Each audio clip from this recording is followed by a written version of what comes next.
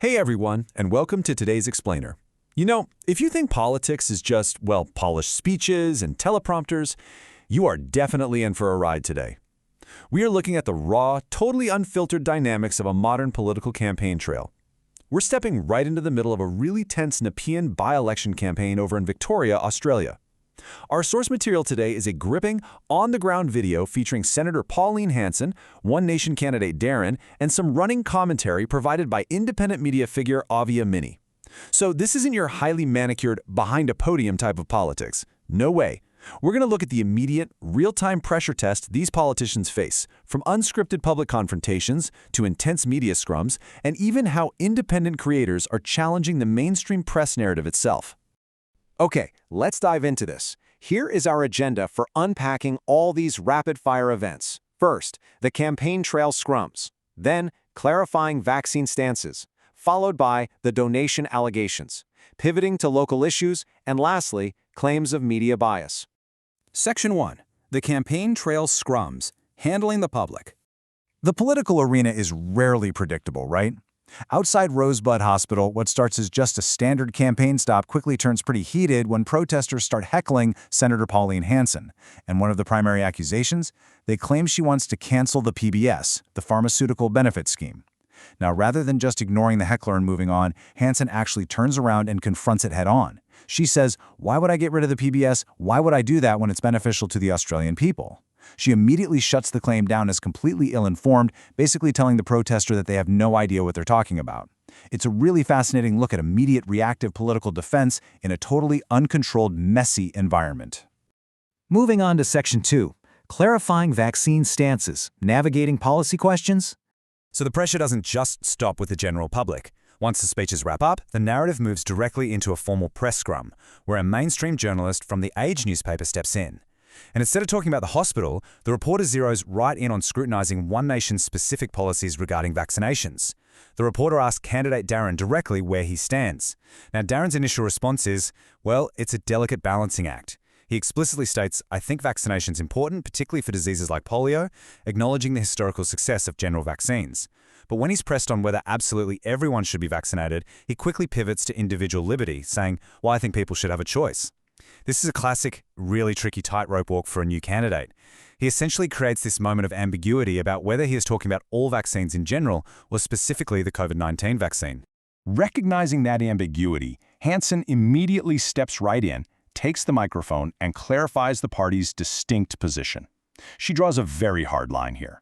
She asserts that the party is totally opposed to having COVID vaccinations enforced. She frames the entire argument around bodily autonomy, mentioning alleged COVID injuries, and emphatically states she literally will not force anyone to have anything put in their body that they just don't want. The video creator Avia Mini actually frames this directness as a failed attempt by the media to land a COVID pandemic hit on the party. Section 3. The donation allegations, managing scandals.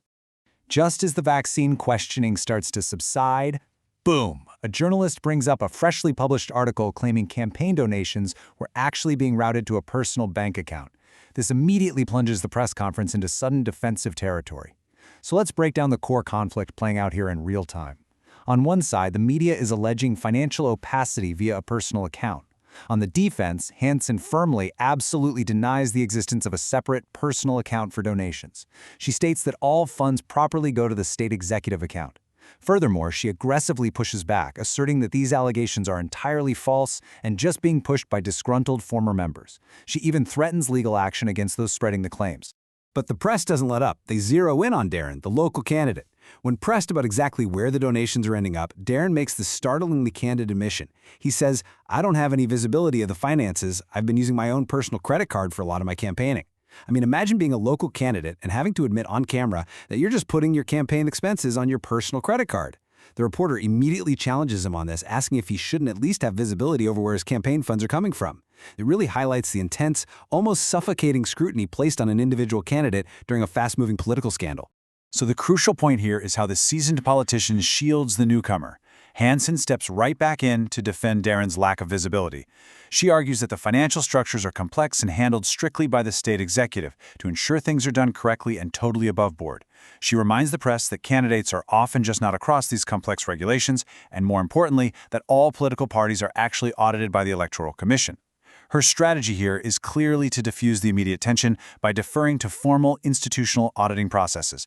She's basically telling the press that any official investigation will eventually prove the allegations untrue. Section 4. Pivoting to local issues, controlling the narrative. If there is one fundamental skill in all of political communication, it is definitely the pivot. Recognizing the absolute need to regain control of the narrative after being battered with questions about vaccines and banking scandals, Darren takes the reins to outline his stated local priorities. He redirects the press straight to youth frustration, stating young people just can't see a future of owning their own home or securing reliable jobs. He pivots to the educational system, arguing schools should focus on the absolute basics and build resilience rather than, in his view, teaching Aboriginal history alone. And finally, he stresses the need to instill discipline in classrooms. Now, whether you agree with those policies or not, this is a highly calculated attempt to address voter frustration directly and completely bypass the media's chosen controversies. And finally, Section 5. Claims of media bias, counterattacking the press. Now, this is where the source material takes a really fascinating meta-turn.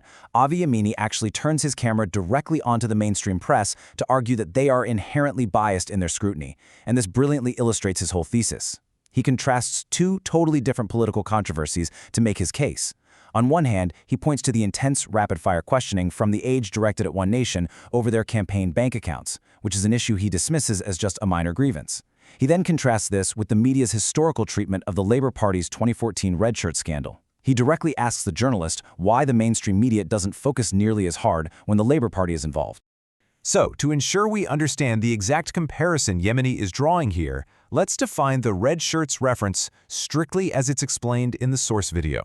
According to Yemeni, the red shirt scandal involved the Labour Party during the 2014 campaign, allegedly using taxpayer-funded staff to do political campaign work. He points out that this was a real scandal that breached the rules and created a totally unfair political advantage that ultimately contributed to a major election win.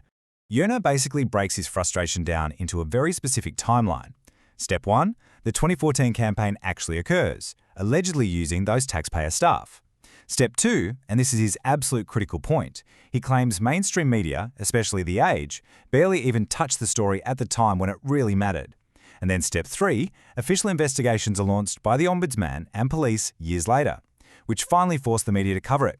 He uses this exact timeline to confront the journalist on the spot, demanding to know how many stories The Age actually ran on the red shirts back when it happened, compared to their intense current focus on One Nation. The journalist responds that, hey, he wasn't even covering state politics at the time, and he isn't the one holding a press conference. But Yemeni just presses his point. It just seems like The Age is selectively outraged. That single line pretty much encapsulates his entire argument. He leverages this on-camera confrontation to urge his viewers to bypass mainstream sources altogether. He argues that traditional reporters operate as manipulative propagandists rather than objective truth seekers, and he positions his own independent platform as the true alternative.